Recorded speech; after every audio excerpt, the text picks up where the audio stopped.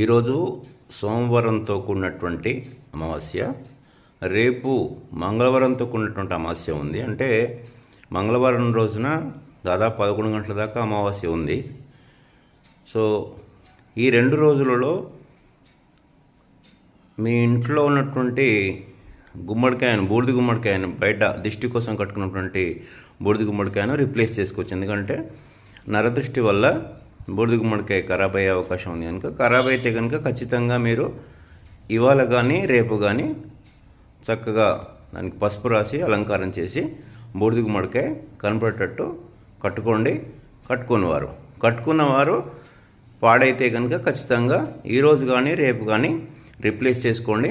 నరదృష్టికి చాలా బాగా పనిచేస్తుంది. కనుక ఖచ్చితంగా మీ కుటుంబ క్షేమం కోసము ఈ బూడిద గుమ్మడికాయను కట్టుకోండి. అందరికీ ఆ పరమేశ్వరుని ఆశీస్సులు.